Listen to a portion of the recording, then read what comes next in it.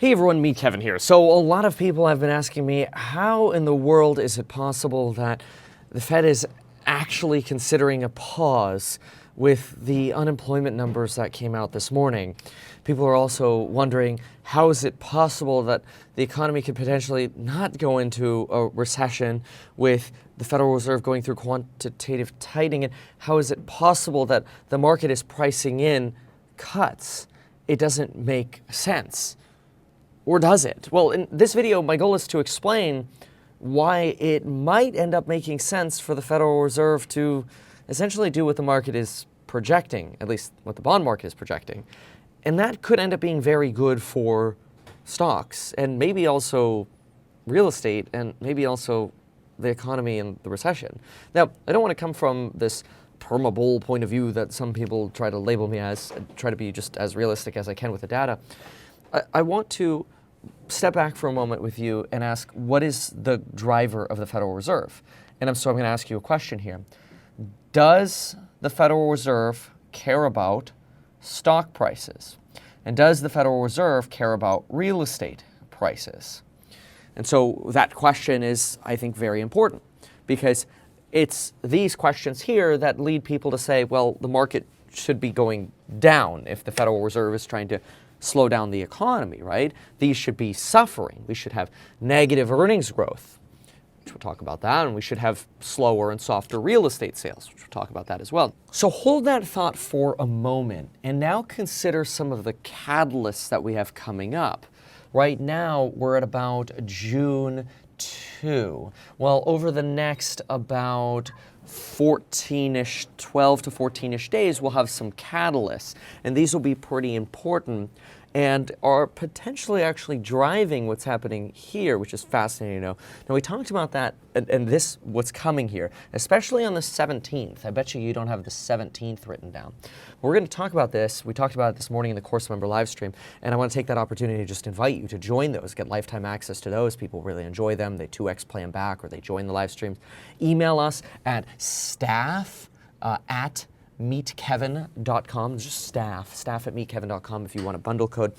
This morning, we've just been talking about the Fed, some stocks we're analyzing, and so we haven't gotten to changing the prices yet. So there's a good chance that while you watch this video or after this video posts for a little bit, we'll still have our June 1 pricing. And you'll see, because the sales banner will go away. So if there's no coupon, then you know the prices have gone up, and we're working on that.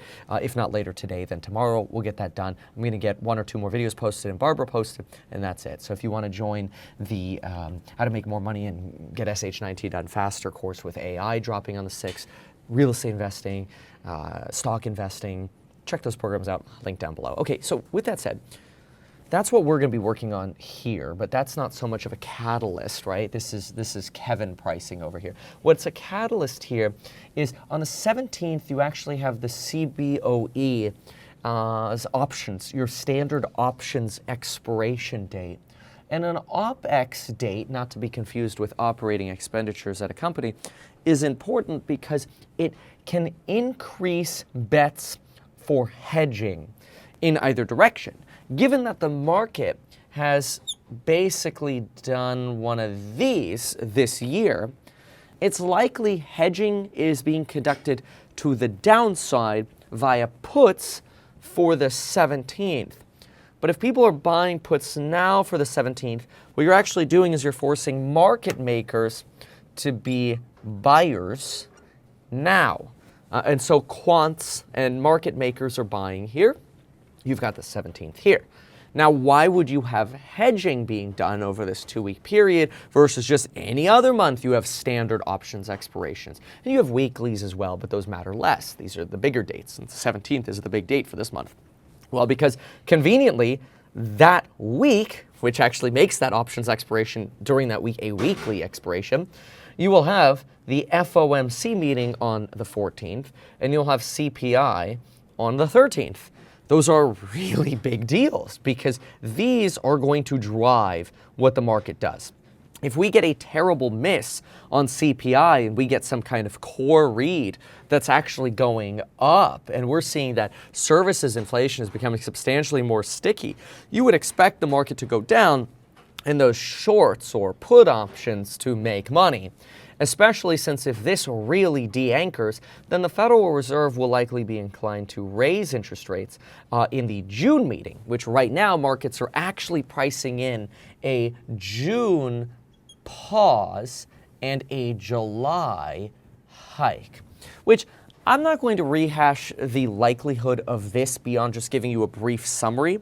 Brief summary is that this is probably unlikely because pausing and then hiking again would be likely seen as repeating the mistakes of the 1970s era, where between 1970 and 1978, the chairperson of the Federal Reserve, Arthur Burns, essentially created this expectation that the Fed doesn't know what it's doing because we're just going to lower rates and then we're going to raise rates. And we're going to lower rates, we're going to raise rates. And we're going to lower rates, and we're going to raise rates. If you look at the FOMC rate, it's nuts for the 70s. Markets don't like that because it's a signal the Fed is confused, they're not consistent, or they lack control. Couple that with war, an oil price shock, and leaving the dollar standard, you have broken inflation expectations, and then you get Paul Volckered, which is a fancy way of saying everything goes to poopy doopy and the market crashes. That's bad. So I don't think that if we pause here, we'll hike again, but my opinion doesn't so much matter. What instead matters is going back to this question. Does the Federal Reserve actually care about stock prices and real estate prices? Now, it is tempting to answer that question with a yes or a no. It's tempting to say, oh, of course they care because that's part of the economy. And other people are like, no, they don't care about that. They only care about other things. So the answer to this is a mix. The Fed really only cares about stock prices and real estate prices to the extent that these items affect the Federal Reserve's mandate. Soon, with how society is going, we'll probably call this a person date, but we'll just stick with mandate for now. So stock prices and real estate prices only matter to what? The effect that they affect the dual mandate of stable prices, stable P, and max E. Stable P, max E. Stable prices, maximum employment. That's what matters. So for example, if real estate prices are plummeting and they're affecting households' propensity to spend, then you might actually see disinflation in pricing and you might see layoffs. But this is ultimately what the Fed is trying to control, stable prices and maximum employment. And so now you have to ask yourself, okay, well, the Fed probably has a formula for arriving at the interest rate they have, and they do. And now what we want to do is compare that formula to what stable prices and max E demand the Federal Reserve to do. So let's consider the formula. The formula is as such. The effective Federal Reserve Open Market Committee rate, and the reason you say effective, by the way, I'll just kind of write this, down here for a moment, is you say effective because the rate is actually just a trading range, and the rate kind of on the daily basis fluctuates between 5 and 5.25%. That's the range we're in right now. So if they're trying to accomplish 5%, well, what goes into that formula? Well, what goes in are two things. One is the level of inflation expectations, generally about 3 years out. So we're going to take the 3-year inflation expectation. We're going to write that down. Let's say right now that 3-year inflation expectation is 3%. Now, after we have the 3-year inflation expectation, what we're going to put in here is some form of real rate that we're targeting. And that real rate really depends on if the Federal Reserve is trying to be restrictive or not, or potentially even accommodative. So we'll talk about that in just a moment. But right now, that real rate is expected to be about 2%. This is based on Jerome Powell's last two FOMC pressers where he explained this to us. So when you add this together, you get the FOMC's rate of 5%. So now you wonder, okay, well, how could the market possibly be pricing in rate cuts? Well, here's how. First of all, the stock market going up doesn't actually matter to the Fed, again, to the extent that they only care to the extent it affects prices and employment. Same thing for real estate.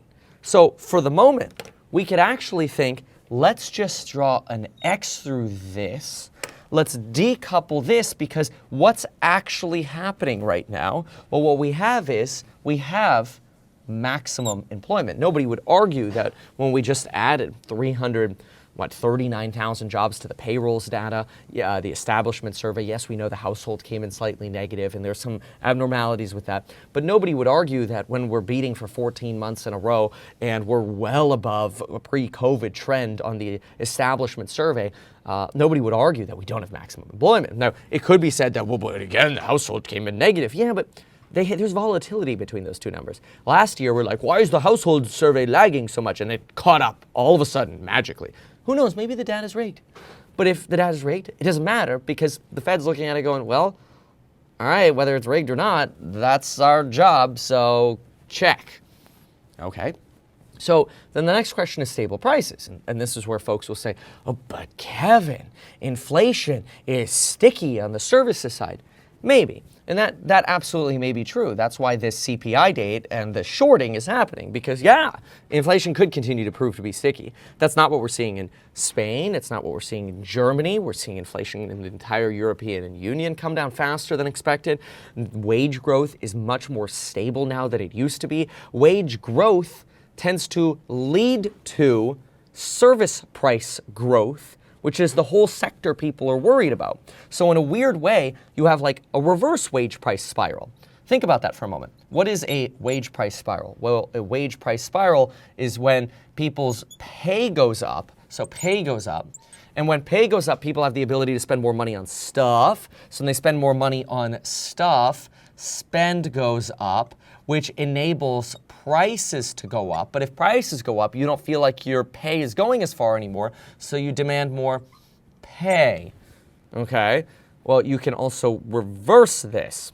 If your pay is more stable, then prices can be more stable. So it's a reverse wage price spiral.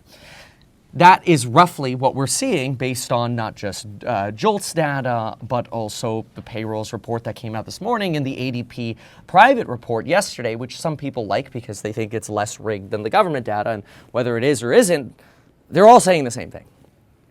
No wage price spiral. So to some extent, as long as the Fed, I don't know why I hit stables here. Maybe I'm thinking about horses. Anyway, stable prices. To some extent, if we can get to stable pricing, then this does not matter. What matters is that we eventually get to stable pricing. And so then people have this question, okay, well, we need to get there fast, right? No. The only thing that limits how quickly you have to get to 2% inflation are inflation expectations. But inflation expectations, just Google the 5-year break-even rate, they're this. They're straight down. They're at lows. Nobody's really expecting inflation to disanchor right now. So in other words, if inflation expectations are falling, you have no rush to get inflation down. In fact, by you just holding firm, inflation slowly just continues to trickle down. Wages aren't pressuring core services more. And so you're actually trending, I'm going to put a T here, you're trending to stable prices. So then the question is, well, I mean, the Fed is projecting unemployment to go up. Don't they have to follow through with that? No, because if they do not need to remove maximum employment in order to get to stable prices, then they win their dual mandate. There's no point to getting to stable prices and then having 10% unemployment, because now you got to go the opposite direction and fix all the damage you just caused. That's the over-tightening concern. So if you're at 5% and you're like, we're just by hanging out here, we're trending towards stable prices, we're at max employment, and it's doing really well. Doesn't look like we're going into a recession. Why screw with it? Just let it be. This is really good. Now, a lot of people are like, oh, but Kevin, that's Goldilocks. There's going to be an earnings recession. If you want to see an earnings recession, all you have to do is look at chip stocks, not their stock prices, but actually look at their earnings reports. Look at Intel.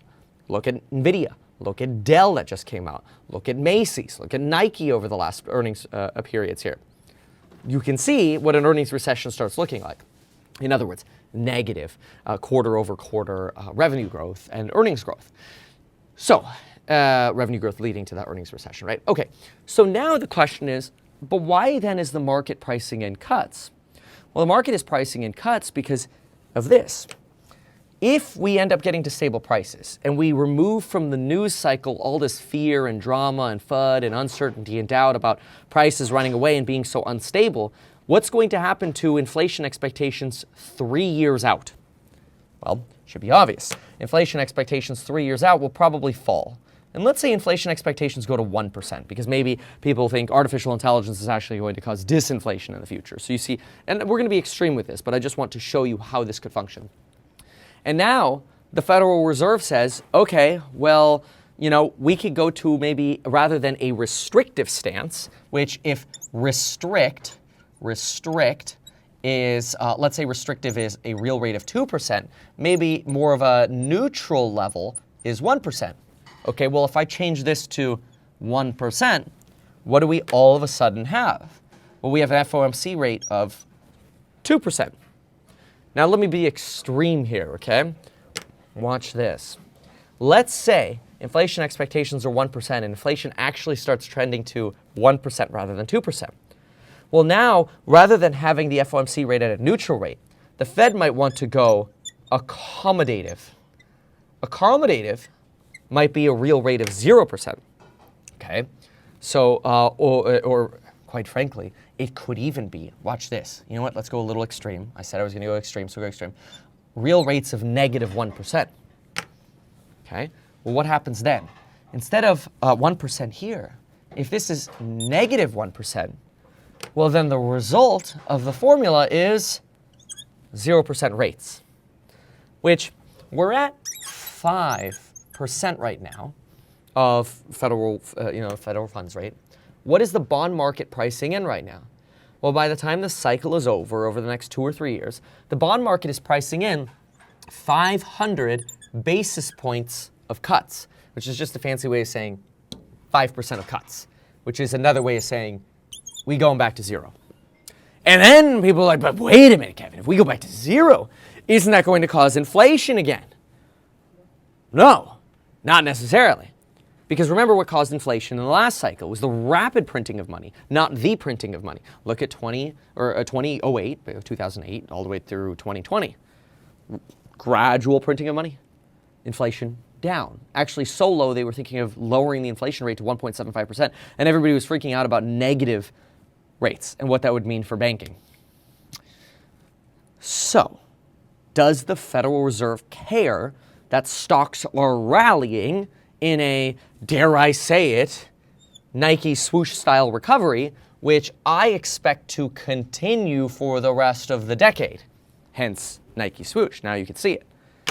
Do we think the Fed actually cares about stock prices or real estate if their mandate has been met, stable prices and max E? No, they don't. Obviously, if there's euphoria, then you could end up causing unstable prices and inflation again. But wait a minute, stock market rallies don't cause inflation. Rapid money printing causes inflation. So what now is the practical bottom line of all of this? Well, the practical bottom line of all of this is no matter what happens here on CPI or Fed Day, this is your short-term fear, right? This short-term fear might give you reason to, well, first of all, buy those courses linked down below or email us at staff@meetkevin.com before we change the prices. But maybe it makes sense to buy here if you think inflation is going to be okay. If you don't think that inflation is going to come in okay, then maybe what you do is you plan to buy here, right? Here, or you just wait. You just don't buy. That's another option, right? But long-term, that's short-term. Long-term, practically speaking, if this is the direction of our market, does it make sense to invest in treasury bonds yielding you 4.5% when there's a risk your opportunity cost in the market is substantially higher? That is, if stocks are going to return 20%, why do you want the 4.5%? Well, sure, there's a risk of downside here, right? These stocks could actually go negative 10% or negative 20%. Then that looks more attractive. But the point is, there's a real risk of being mispositioned because of the belief that the Fed cares about stock and real estate prices. And this misbelief that the Fed, as soon as they start printing again, they're going to cause inflation again, and this misbelief that the Federal Reserve needs to cause unemployment in order to have prices go down. A lot of it is just not based in fact. And while the one thing that could destroy all of this, and everything I just said can still make complete sense if this happens, is this. If CPI unleashes, and for some reason core inflation's skyrocketing, and the wage price spiral comes back, then you can actually just reverse this stuff, right? Because now you potentially have a de-anchoring of inflation expectations. And you say, well, inflation expectations are going to be 4%. And we actually think we need to be at a real rate of 3% to be more restrictive. Well, what does the formula tell you then? Well, the formula tells you then you're going to have 7% interest rates in the market, which obviously would take a little bit of work to price in. In other words, it would be bad for stocks. So yeah, there is a potential things could go wrong, but it doesn't change the facts of how these formula work. And so for me, I look at as if this CPI comes in solid, the jobs data today was fine. CPI comes in solid, you get a pause. After you get a pause, they're done. It doesn't make sense to send this wish-washy garbage signal to the market for what? Another 25 BP? Who cares? Just keep it there a little longer. It's complete nonsense. So, this is my POV. Check out the courses link down below. Email us at staff@mekevin.com if you got any questions about bundling up, and we'll see you in the next one. Goodbye.